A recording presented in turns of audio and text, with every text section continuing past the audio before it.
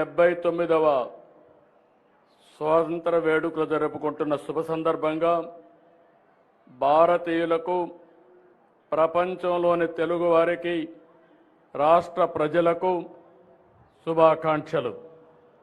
ఈ సమయంలో జాతిపిత మహాత్మా గాంధీ, సుభాష్ చంద్రబోస్, భగత్ సింగ్, రాజ్యాంగ నిర్మాత డాక్టర్ బిఆర్ అంబేద్కర్, త్రివర్ణ పతాక రూపకర్త పెంగళి వెంకయ్య, అల్లూరి సీతారామరాజు వంటి మహనీయుల్ని స్మరించుకుందాం. స్వాతంత్రం పొందిన 8 దశాబ్దాల కాలంలో దేశంలో అనేక మార్పులు జరిగాయి. ఇదే సమయంలో ఆంధ్రప్రదేశ్లో కూడా అనేక ఎత్తు పల్లాలను చూసింది. దేశంలోని తెలుగువారంతా ఒకే రాష్ట్రంగా కలిసి ఉండాలని నాడు కలలుగన్నాం. స్వాతంత్రానికి ముందే విశాలాంధ్ర కోసం పోరాడాం. అమరజీవి పొట్టి శ్రీరాములు ప్రాణత్యాగంతో కర్నూలు రాజధానిగా 1953 అక్టోబర్ 1వ తేదీన ఆంధ్ర రాష్ట్రం ఏర్పడింది. ఆ తర్వాత 1956 నవంబర్ 1వ తేదీన హైదరాబాద్ రాజధానిగా మొదటి భాషా ప్రయుక్త రాష్ట్రంగా ఆంధ్రప్రదేశ్ అవతరించింది. మళ్ళీ తిరిగి 2014లో రాష్ట్ర విభజనతో 2 తెలుగు రాష్ట్రాలు ఏర్పడ్డాయి. ఇలా ప్రతిసారి కొత్త సవాళ్లతో రాష్ట్రం ప్రయాణం సాగింది. 2014లో ఆంధ్రప్రదేశ్ విభజన తర్వాత జరిగిన పరిణామాలను ఒకసారి గుర్తు తీసుకోవాల్సిన అవసరం ఉంది. నవ్యాంధ్రప్రదేశ్కి మొదటి ముఖ్యమంత్రిగా ప్రజలు నాకు నాడు అవకాశం ఇచ్చారు. అనుభవం, ప్రజల సహకారంతో కష్టపడి దేశంలో టాప్ 3 రాష్ట్రాల్లో ఒకటిగా ఏపీని నిలిపాం. 2019లో వచ్చిన ప్రభుత్వం 5 సంవత్సరాల పాటు రాష్ట్రాన్ని విధ్వంసం చేసింది. ఏపీ బ్రాండ్ నాశనం చేసింది. వ్యవస్థలను నిర్వీర్యం చేసింది. రాష్ట్రం 30 ఏళ్లు వెనక్కిపోయింది. 10 లక్షల కోట్ల రూపాయల అప్పులు, బకాయిలతో ఆర్థిక విధ్వంసం చేశారు. ఆ 5 ఏళ్లు ఎక్కడా అభివృద్ధి జరగలేదు. కనీసం రోడ్లపైన గుంతలు పూడ్చలేదు. తవ్విన కొద్దీ గత ప్రభుత్వం చేసిన అప్పులు, తప్పులు, ఆక్రమాలు, అవకతవకలు వెలుగు చూస్తున్నాయి. పోలవరం నిలిచిపోయింది. అమరావతి ఆగిపోయింది. పెట్టుబడులు తరలిపోయాయి.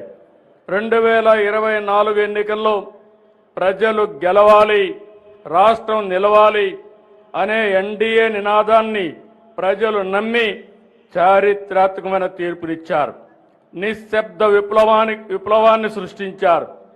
94% స్ట్రైక్ రేటుతో 57% ఓట్ షేర్తో కూటమిని దీవించారు.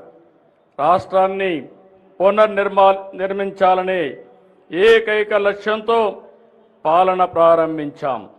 మేము అధికారం చేపట్టిన ఈ ఏడాది కాలంలో ప్రజల నమ్మకాన్ని నిలబెట్టేలా, భవిష్యత్తుకు బాటలు వేసేలా తొలి రోజు నుంచి పనిచేస్తున్నాం. తొలి సంతకం నుంచి సుపరిపాలనకు తొలి అడుగు వేశాం. సంక్షేమం, అభివృద్ధి, సుపరిపాలనతో సాగిన ఏడాది పాలన ఎంతో సంతృప్తినిచ్చింది. ప్రజల మద్దతు, మా సంకల్పం, దేవుడి దయతో విధ్వంసం నుంచి వికాసం వైపు ప్రయాణం చేస్తున్నాం. నేను ఈరోజు సవినయంగా, సగర్వంగా చెప్తున్నా, కూటమి ప్రభుత్వంలో సంక్షేమానికి సాటి లేదు, అభివృద్ధికి అడ్డు లేదు,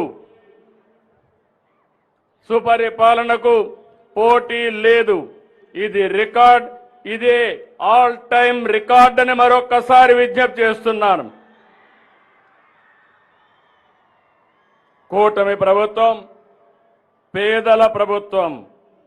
సంక్షేమ పథకాలతో ప్రజల జీవన ప్రమాణాలు పెంచేందుకు, బడుగు బలహీన వర్గాలను అభివృద్ధి చేసేందుకు వేల కోట్ల నిధులు ఖర్చు చేస్తున్నాం.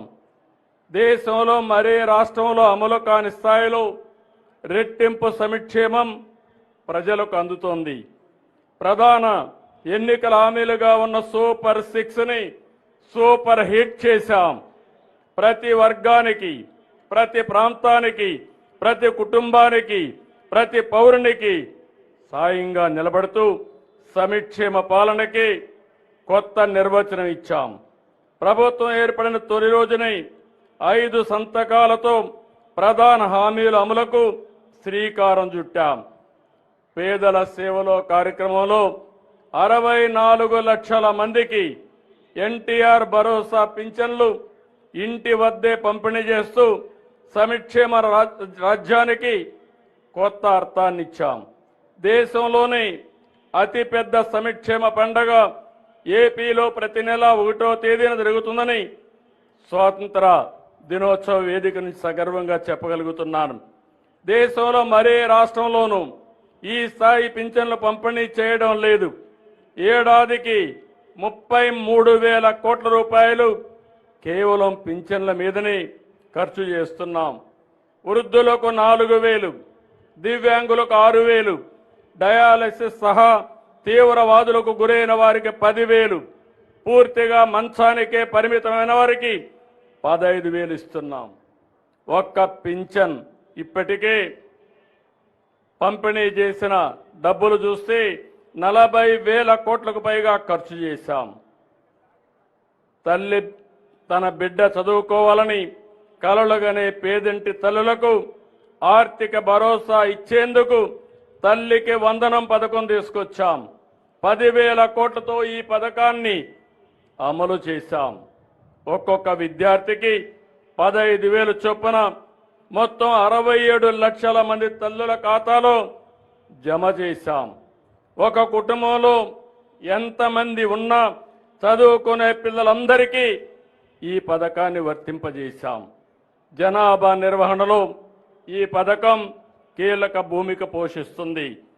రైతు బాగుంటేనే రాష్ట్రం బాగుంటుందని నమ్మే ఈ ప్రభుత్వం ఎప్పుడు అధికారంలో ఉన్నా అన్నదాతకు ప్రాధాన్యత ఇస్తున్నాం. చెప్పినట్టుగానే అన్నదాత సుఖీభవ పథకం అమలు చేశాం. ప్రతి రైతుకు ఏడాదికి కేంద్రం ఇచ్చే మొత్తంతో కలిపి 3 విడతల్లో 20,000 రూపాయలు ఇస్తామని చెప్పాం. మొదటి విడతగా రాష్ట్ర ప్రభుత్వం 5,000, కేంద్రం ఇచ్చే 2,000 కలిపి 7,000 రూపాయలు రైతు ఖాతాల్లో వేశాం. 47 లక్షల మంది రైతులకి 3,173 కోట్ల రూపాయలు అందించాం. ఉమ్మడి రాష్ట్రంలో దీపం పథకం తెచ్చి మన ఆడబిడ్డల వంటింటి కష్టాలు తీర్చాం. నేడు మళ్ళీ దీపం 2 పథకం ద్వారా ఉచిత సిలిండర్లు ఇచ్చి భారాన్ని పూర్తిగా తగ్గించాం. ఏడాదికి 3 సిలిండర్లు ఉచితంగా ఇస్తున్నాం. ఏటా 2,684 కోట్ల రూపాయలు ఖర్చు చేస్తున్నాం. ఇప్పటికీ 2 కోట్ల రాయితీ సిలిండర్లు ఇచ్చాం.